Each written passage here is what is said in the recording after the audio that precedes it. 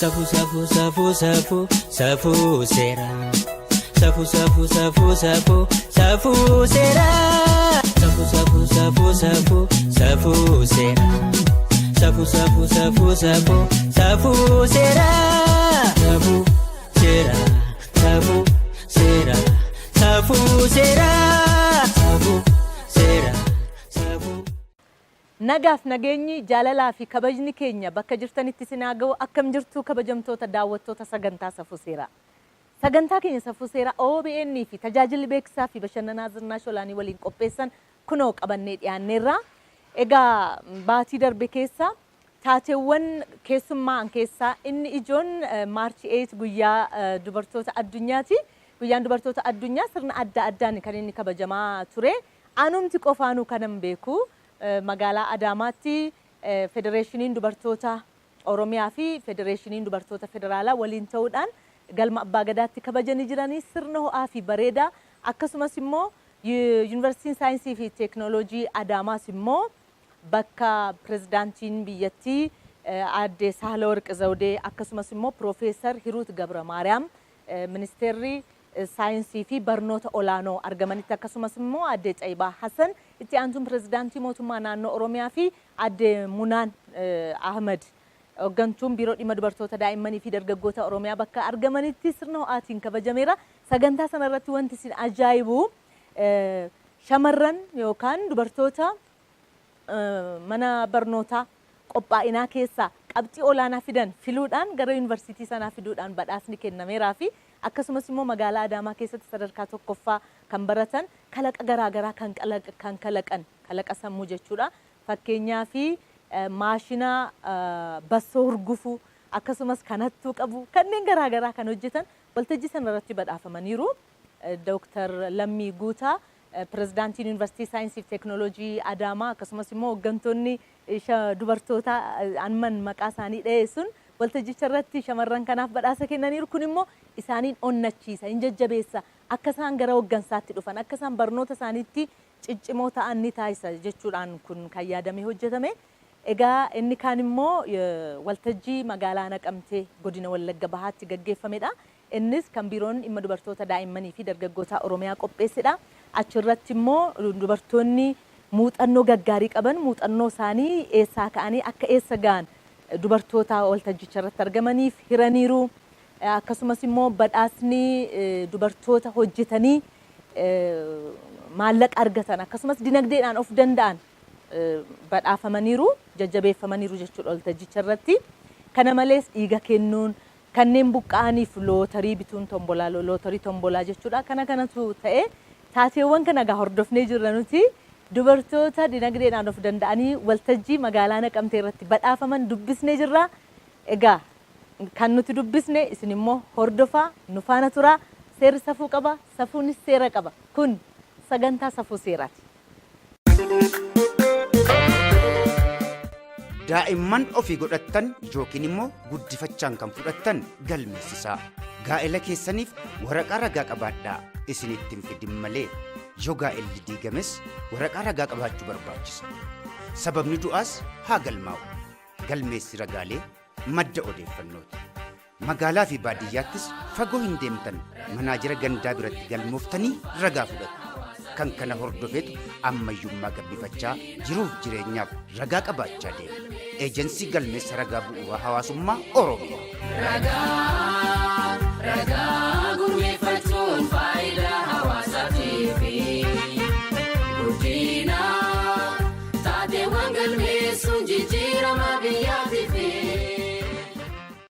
Aadde Zartuun Ittafaa namoota har'aa beekamtiin kennameef keessaa waltajjii Maarchi 8 irratti kan bara 2011 irratti isin nama tokkodha.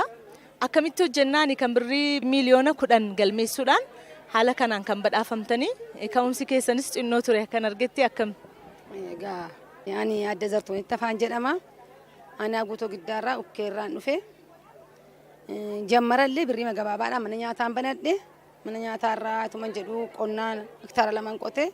Kuma 10 nan galee tuman jedhu nan hojjedhe. Mana balbalaa 14 nan ijaare.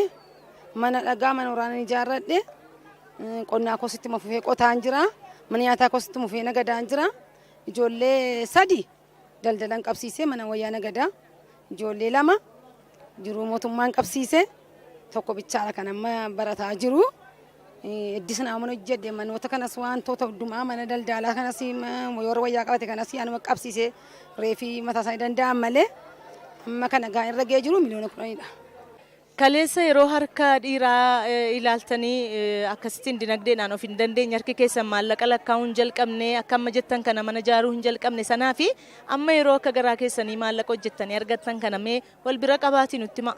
Baay'ee wal caala yeroo sana harka keenya harka qallaadha waan tokko birrii kudhan 20 sarraa fudhannee waatti bitachuuf sodaataa gaafanna har'a garuu iddoo barbaanne deemnee hiriyaa keenya wajjinis gammannee ooluuf illee baay'ee gammanna dabalas immoo kan barbaachiseef muka keenyaatti murteessinee binnees ijaarees maalis jedhee ijoollee koosii barsiisuu roon ergu amma fuma kootiin kuma tokkos lamas kennee fi mana barumsaatti roon ergu nan qaba baay'ee wal caala hojjetanii argachuun xiiqaanii hojjetanii argatu malee immoo dhadhabanii humna fi aarsaa godhanii halkan taa'aa bulee guyyaa hojjetaa ooleen yeroon sibsabaan naqa jedhee halkan kan taa'utti bulee ganama sibsabaa dhaqullee qaba gizee baay'ee beeku wadiin aanaan iyyuu beeku. Arrammoo harka dhiiraa keessa hin jiru. Ofuma kootiin itti fayyadamee ofuma kootiin jedheen jira. Ani mootummaa kanas baay'een galateeffadha. Inni duraa baay'ee jedheetuun galateeffadhu.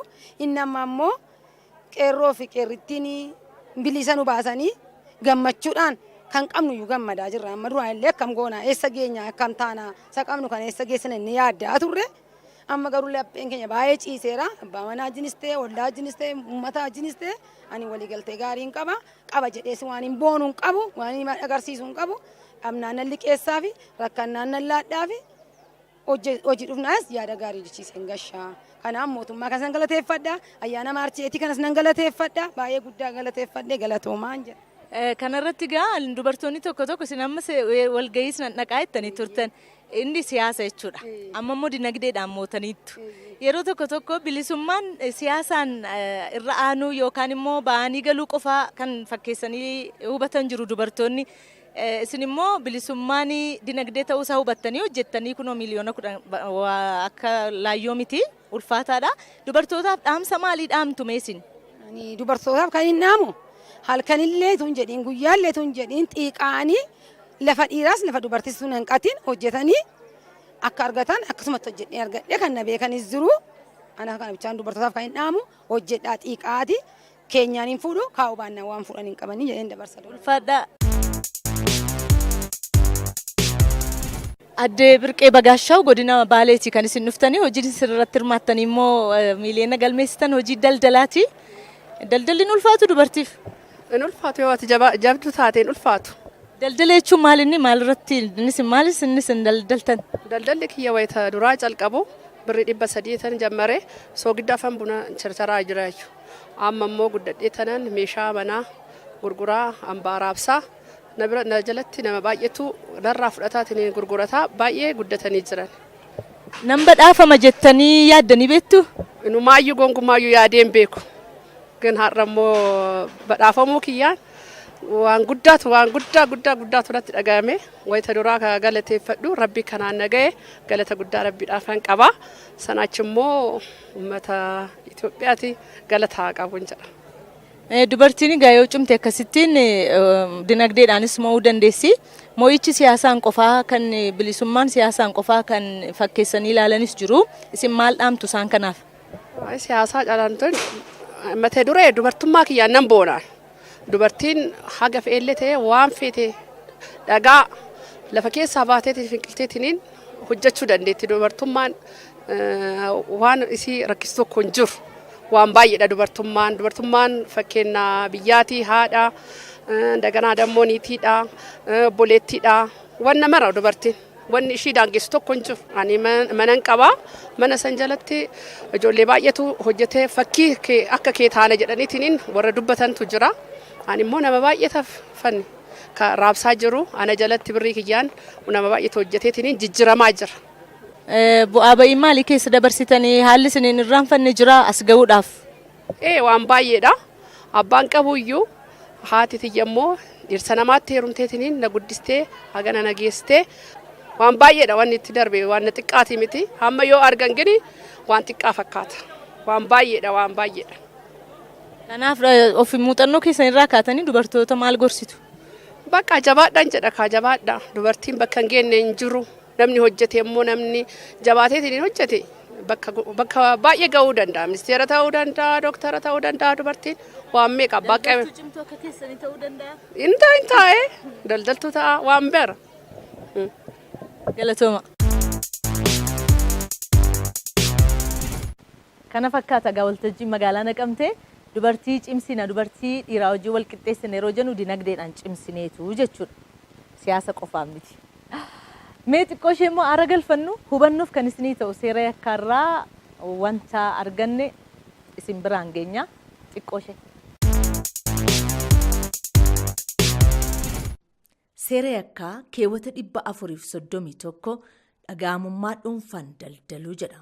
Kana jalatti namni kamiyyuu hojjetaa mootummaa ta'uu dhabuu isaatiin hojjetaa mootummaatiif kan tumame keewwata 414 kan isa hin ilaallanne yoo ta'es dhaga'amummaa qabu yookiin akka qabu kan isa fakkeesse fayyadamuun mirga hin sarbamne yookiin faayidaa hojjetaa mootummaa qofaan kennamuu danda'u nama birootiif argamsiisuuf jecha maallaqa, kennaa, arrabsaaqii yookiin faayidaa biraa kan gaafate, kan fudhate yookiin kanuma ilaalchise jecha abdii kan fudhate yoo ta'e hidhaa salphaa waggaa 1 gadi hin taaneen yookiin adabbii maallaqaa qarshii 2,000 gadi hin taaneen ni adabamaa jedha. Seerri yakkaa Itoophiyaa keewwati 431 hubadhaa. Sagantaa kanaaf ispoonsarrii Biiroo Dhimma Dubartoota Daa'immanii fi Dargaggoota Oromiyaa akkasumas Ejensii Galmeessa Ragaa Bu'uuraa Hawaasummaa Naannoo Oromiyaa guddaa galateeffannaa. Ispoonsaroota keenya kabajaati sagantaan keenya miila lamaan akka dhaabatu kan taasisan isinis immoo dhimma seeraa irratti hubannoo akka argattaniif kan sagantaa kana ispoonsara godhanii bakka jirtanitti sagantaa kana fakkaatu akka qooddattan kan taasisanidha. Guddaa isaan galateeffannaa. Gaaffiif yaada yoo qabaattan karaa lakkoofsa bilbila keenyaa 01147888 haloo jechuu dandeessu. Akkasumas immoo karaa ergaa gabaabaa nu erguu dandeessu. Feesbuukii keenya akkasumas immoo yuutuubii irraas sagantaa simmileqee daawwachuu dandeessu. Lataa Zarihuun guyyaa guyyaatti hordofee achirra isinii kaa'aa jira waan ta'eef isarraa hordoftanii yaadas kennuu dandeessu jechuudha. Amma kallattiidhaan gara waltajjii tokkotti dabarraa. Waltajjichi immoo kan Ejensiin Galmeessa Ragaa Bu'uuraa Hawaasummaa Naannoo Oromiyaa qopheessedha. Waltajjicha irratti Ejensiin Galmeessa Ragaa Bu'uuraa Hawaasummaa Naannoo Oromiyaa leenjiidha kan inni kenne. Leenjii kan inni kenne immoo na wajjin hojjechuu qabdu. Dhimmi daataa kana kaa'uu, dhimmi ragaalee kana galmeessuu dhimma koo qofaa miti. Seektaroota hundaa ilaallata jechuudhaan Koomishinii Poolisii Oromiyaa, Koomishinii Mana Sirreessaa Oromiyaa akkasumas immoo godinaalee fi aanaalee magaalota kan jiran dhimma koorniyaa irratti kan hojjetan itti gaafatamtoota dhimma koorniyaaf leenjii kenneera jechuudha. Kana malees immoo gaazexeessitoota miidiyaalee adda addaa irra jiraniif magaalaa Adaamaatti leenjii kenneera. Nuti kan gaazexeessitootaa sana hordofneerraa maaliif barbaachise leenjii kana kennuun kan jedhuufi obbo Abdallaa Ogatee Daayirektara Olaanaa Ejensii Galmeessa Ragaa Bu'uuraa Hawaasummaa Naannoo Oromiyaa dubbisneerraa. Isinoo maalirraa argattanii leenjii kanarraa kan jedhuuf immoo gaazexeessitoota dubbisneerraa nu faana tura. Kabajamtoota daawwattoota sagantaa Safuu Seeraa leenjii kana egaa kan qopheesse Ejensii Galmeessa Ragaa Bu'uuraa Hawaasummaa Naannoo Oromiyaati. Gaazexeessitoota miidiyaalee adda addaarraa dhufantu leenjii kana fudhataa ture. Maarree leenjiin kun maaliif barbaachise kanan jedhu Daayirektara Olaanaa Ejensii Galmeessa Ragaa Bu'uuraa Hawaasummaa Naannoo Oromiyaa obbo Abdallaa Ogatee akkasitiin nu deebisu. Fadha. Egaa kaayyoon leenjicha kana inni guddaan maalidha? Ejensiin kenna taateewwan bu'uuraa amma galmeessu kana taatee dhaloota, taatee du'aa, taatee gaa'ela raawwachuu hiikkaa gaa'elaatii fi guddifachaa galmeessa. Hojiin kun hojii haaraadha biyya keenya keessatti waggaa 2 ho'i. Kanaaf hubannoon hawaasa bira jiruu fi ogeeyyota bira jirullee gahaa waan hin taaneef hubannoo karaa guutuu ta'een ogeeyyan kun akka argataniif leenjii kana kennaa jira. Sababni isaa dhaadannoon miidiyaaleen kenna miidiyaan dhuunfas ta'e miidiyaan mootummaadha. Yeroo baay'ee ijaaf gurra ummataati dhaadannoo jedhu qabu. Haala addunyaarra jirus haala biyya keessa jirus sochii hawaasaa gama dinagdee gama hawaasummaaf siyaasaallee ummata beeksisan waan ta'eef egaa hojiin kun hojii baay'ee hojii bu'uuraa waan ta'eef ogeeyyan hojii kana sirriitti hubatanii miidiyaalee hundarratti hawaasa akka qaran akka dadammaqsan hawaasni gara keenya dhufee akka galmaa'uu fi fayyadama akka ta'u akka nama dhuunfaatittis akka biyyaatitti illee faayidaa ragaa kanarraa argannu beekanii gahee isaanii akka bayan leenjii ka kenninuudha. Maaliif namni hundinuu waan beeku irratti dubbata, waan hubate irratti dubbata. Kanaaf miidiyaaleen hundinuu ofii isaaniitii hubannoo gahaa argatanii gama miidiyaa isaaniitiin uummata hunda gama televizyiiniitiinis gama reediyootiin illee gama miidiyaa pireesiitii fi sooshaal miidiyaatiin illee hojii hojjetamu kana keessatti iddoo olaanaa waan qabuuf gaheen isaanii hubatanii akka hooliin hojjechuu dandeenyuudhaaf leenjii kana kennaa kan jirru. Fadha. Galatoomaa isinis. Shumii Badhaasoon jedhama. Gaazexeessaa OBS. Bakka leenjitti wal argine anis leenjiin dhufe achumaanis hojiin hojjedha. Seektaroonni haala kanaan leenjii kennan hin beekan waan ta'eef darbee malee mul'atu baay'inaan. Leenjii kanarraa maal hubatte? Leenjii kanaan dura illee beeksisuuf waan arginetti fakkaata. Garuu leenjichi kun oduu sirriitti qabatamaan biyya keenya keessatti gabboo hojjetame waan gaariidha. Maaliif biyyuma keenya keessatti haalli itti ragaaleen kun yeroo baay'ee rakkoo ta'anii keessattuu mana seeraa irratti ragaalee kana argachuudhaaf bakka itti namoota baay'ee hojii isaaniirraa itti waamamanii qisaasan ni argama. Osoo ragaaleen kun jiraate salphumatti namoota ragaaf ta'an hundaas yookiin ragaalee barbaachisan hunda argachuu ni danda'ama. Kanaaf leenjii akkanaa kana hanga sadarkaa gadiitti uummata bal'aadha. Miidiyaan illee kabareejii kenneefi akkuma waliigalaatti hubannoo oduu hawaasa hundaafuu laatamee baay'ee barbaachisaadha jedha. Maaliif faayidaa baay'ee qaba. Kanaan dura dhimma ejensii galmeessa ragaa bu'uuraa hawaasummaa sirriitti itti hojjetteettaa ni beektaa? Hammam beektaa? Hubannoon kee hammam ture? Kanaan dura odeeffannoo akkasii illee hin qabnu. Asirrattis immoo leenjii akkanaa fudhanne kun kan jalqabaati. Maaliif odeeffannoon akkanaa kun yeroo baay'ee nulleen gama dhugaa odeeffannoo walitti qabannu ragaalee adda addaa argachuun warra gaazexeessas illee yeroo itti rakkatan baay'eetu jira. Maaliif namootummarraa ragaalee barbaachisu godhatan malee dookimantiiwwan garaagaraa riiviyuu godhanii barbaadanii ragaa qabatamaa dhiyeessuu irratti illee hedduu rakkatan. Kanaaf yeroo baay'ee biyya keenya keessatti miidhaan illee waggaa dabarsan ragaan tokko falsifaayiindiin argama. Yeroo baay'ee waan amma qabatamaan deemaa jiru illee arguu dandeessa. Kiroos cheek gochuuf illee hedduu kan itti rakkatanidha. Kanaaf dhimma akkanaati irratti kana qofaa miti leenjii bal'aa kennanii ammarraa eegalamee ragaaleen uummata keenya sirriitti kan galmeeffamu yoo ta'e odeeffannoo barbaachisu hundaa asirratti baay'ina uummata keenya illee beekuudhaaf nama keenya buqqa illee nama keenya du'e illee argachuuf baay'ee kan nama tajaajiludha jechuudha. Kanaaf seektaroonni kana duwwaa mitiiti seektaroonni kan biraan illee leenjii akkasii kana kennuun barbaachisummaa isaa akkamitti yaaddata akka gaazexeessaa tokkotti? Sirriidha. Yeroo baay'ee dhaabbileen yookiin seektaroonni uummata wajjin hojjetan kanneen akka fayyaa, barnoota seektaroonni kamiyyuu ejensii kana wajjin ta'anii ragaalee qabatamaa isa har'a qofaaf miti boruufillee ta'u akka wal ta'anii wajjin hojjetan fi dhaamsan kennaa. Maaliif yeroo baay'ee gama barnootaatiin hanqina barnootaatiin qulqullina barbaachisu hunda argachuudhaaf baay'inni uummataa murteessaadha. Hamma uummata hagamii qabnaa eejii isaanii wajjin sadarkaa isaanii irra jira wajjin beekuudhaaf dhaabbileen barnootaa warreen fayyaa jiran kana hunda sirriitti wajjin hojjetanii odeeffannoo kana argachuun ni danda'ama. Kanaafuu dhaabbileen kunniin ejensii ragaalee bu'uuraa galmeessan kana wajjin sirriitti gadi fageenyaan bu'anii yoo hojjetanii rakkoolee hawaasa keenya keessa jiran nyaata madaalamaa argachuu irratti dhukkuboota garaagaraa uummata keenya miidhaa jiran baay'ina uummataa irratti hundaa'anii haala barbaachisaa ta'een biraan ga'uudhaaf yoo baay'ina uummataa keenya beekna. Baay'ina uummataa keenya kabeennu immoo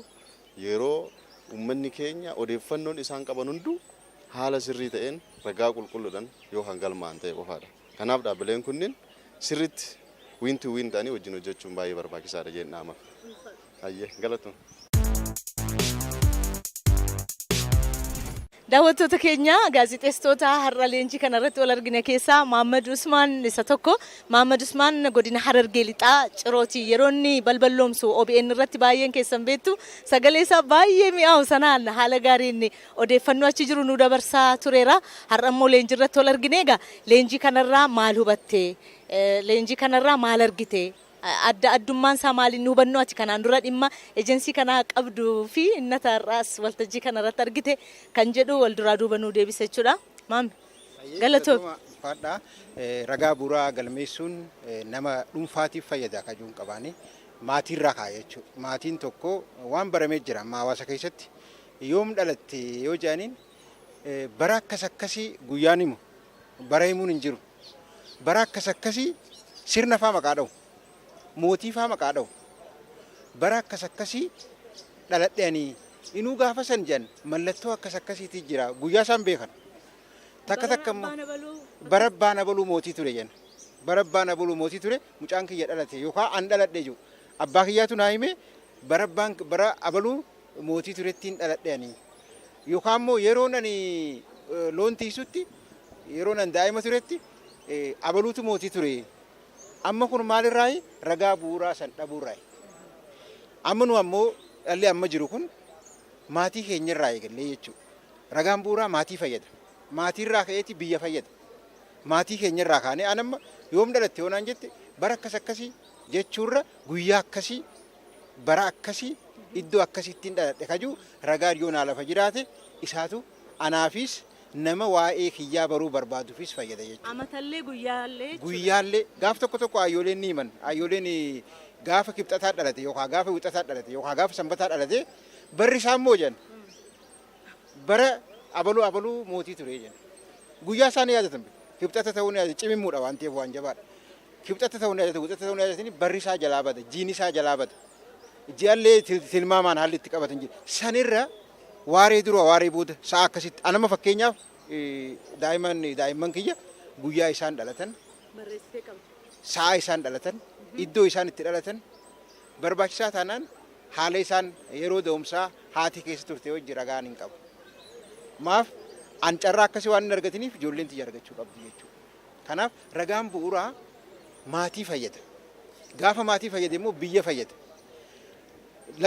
Ragaan lakkoofsa namaa bara kudhan gaggeeffamu waggaa kudhan gaggeeffamu kun osoo ragaan bu'uuraa kun hidda qabaatee bikka akka barbaadamu saniin galmaa'e akka biyyoota irraa fayyadamanii sanitti yoo galmaa'e ragaa kanaafillee galtee guddaa ta'a jechuudha. Lakkoofsa namaaf uummataa amma gaggeeffamu kan waggaa kudhan gaggeeffamu kan haalli isaadhaa yeroo hedduu waggaa kudhan gaggeeffamee jijjiiramu kana ragaan bu'uuraa osoo jiraate immoo maatiirraa eegala waan ta'eef waa'ee maatii sanii qabeenyumaa fi waanuma tokko waan diinagdeetitti jijjiirama malee namni namuma achuma jira waa'ee nama sanii waa'ee daa'ima sanii daa'imni sanillee of beeka daa'imuma galmaa'u saniifillee fayyada.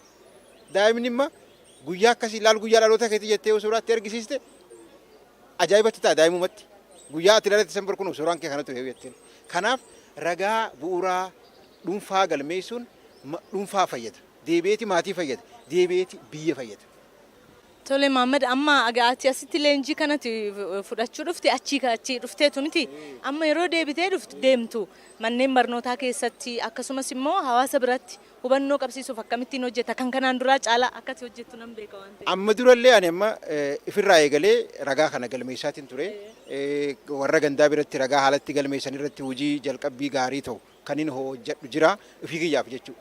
Hojii kana immoo of bira dabree dhuunfaa bira dabree biyyaaf akka ta'utti maatiirraa eegalee jechuudha biyyaaf akka ta'utti ragaaleen kun galmaa'ee nama hunda bira akka taa'u namni hundi ragaasaa beekee akka jiraatu daa'imummaarraa eegalee amma abbaan ni dabraa bara yookaan haati ni dabarti abbaa dura dabru rabbumaatu beeka garuu ragaa yoo taa'eef gaafa san abbaa kiyyaatu naa kaa'ee ragaan kiyya akkas ture jedha namni immoo akkaan amma hubannoo argadhe waan hin duraan qaburraa amma hubannoon itti dabaladhe kanarraa akkuma biyyoota gartee ragaa galmeessuurraa milkaa'anii kanatti anilleen hawaasa ragaansaa galmaa'ee ragaa sanirraa waan fayyadamuu qabu fayyadamu horachuu irratti gahee kiyyaan gumaacha jechuudha. Ulfaadhu. Sagantaa safuu seeraa irratti waan isinii dhiyaatu qabdu yoo dhuftan isinii dhiyeessin walaloo barreeffama adda addaa diraamaa gabaabaa dhimma seeraa irratti xiyyeeffatu yoo fidattan isinii dhiyeessina maaliif keessa keessan waan jiruu fi dandeettii qabdan baastanii hawaasa keessan karaa hawaasa keessan bira geessan yoo jiraate kallattiin tokko miidiyaadha waan ta'eef karaa miidiyaa kanaa hawaasa keessan bira ga'uu dandeessuuti gara keenyatti fidadhaa kana qabna jedhaati eeruu nuu kennaa yookaan dhufnee waraabnaa yookaan dhuftanii waraabamtanii dhiyeessitu yookaan immoo yoo nu ergitanis barreessitanii akka namoonni tokko tokko taasisan jechuudha. Nuti dubbisnee isinii dhiyeessina. Akkuma kumaa safaraa faa kana hawaasa keessan biraan sagantaa keessan geessistu jechuudha. Kumaa safaraa har'aaf walaloo qaba. Kunooti. Oromoo saba koo saba dhiigaaf lafee fooliin keessa yoo muunatti dhufa dafee. Osoo dacheen kun 20 walirtuu nagaan keessaa badee raafamtee of cirtuu osoo wal darbattee gobaatti wal dirtuu nagaan sin gaafadhaa ashama akkam jirtu. Baga jiraattanii jiraadhaa yaa fira dhiiguma keessantu ana keessas jira gufuun sinin dhayin karaa nagaa kaadhaa humni sinin bu'iin galaan dhumne baadhaa ofirra darbaatii warra dhabeef laadhaa umurii dheeradhaa waggaa kuma nyaadhaa. Jedheen sin eebbisa eebba faankoo guute diinni keessa naa cabdu boolla keessa buute iji keessa naa arguree fasheemmoo duute. Ilaalchi gandummaa sammuu isaa boqoqse kan isa rakkisu duubatti foqoqse isa boojjitoodhaan dhimma keenya marqu isa nu qoqqooduuf halkan guyyaa harqu kan jibba facaasee hammina calleessu Oromooma keessaa waaqni isaa balleessu warri nu qoqqooduuf dhama'aa jirtani kan kaayyoo Oromoo 20 tirtani akki kaleessaa hafe har'an ta'uun ga'e shira keessanitu expaayirdii ta'e shawwaan dhiiga keenya baaleenis keenyuma kan nu gidduu lixee nu diigu eenyuma. Ormatu nu diiguuf bana malee laagaa wallaggis kan keenya biyya abdiisaa aagaa.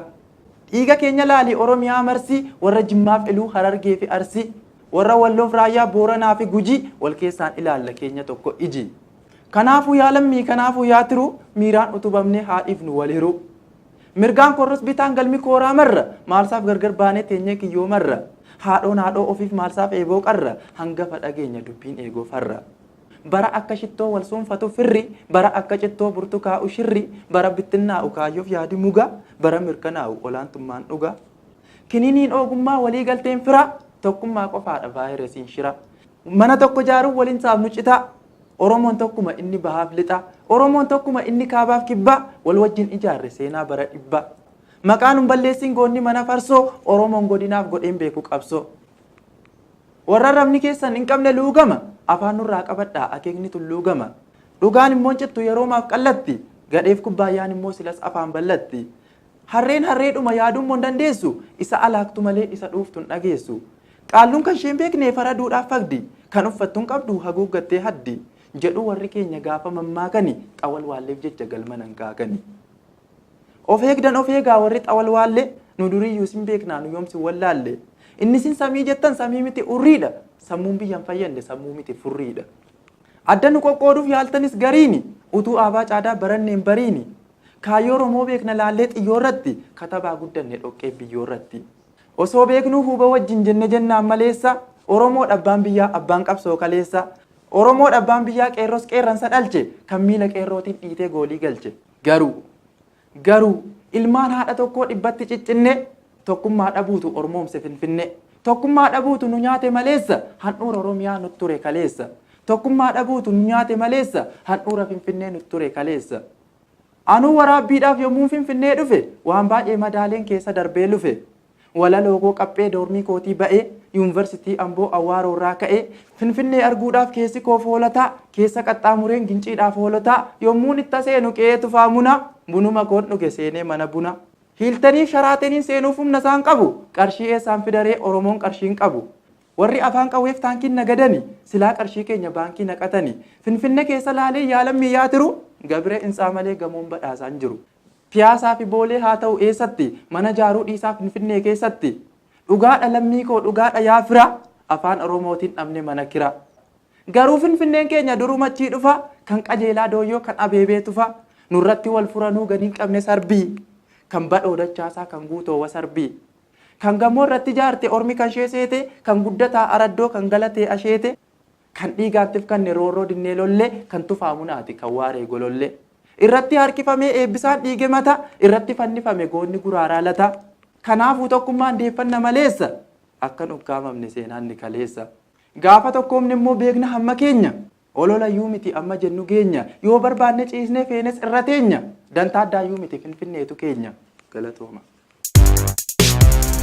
Seerri safuu qaba safuunis seera qaba kan har'aaf jennee qindeessine kana fakkaata waan hojiin turtanii daawwattaniif guddaa sin galateeffanna torban sagantaa wal fakkaatu wal argina hanga torbanitti nagaatti.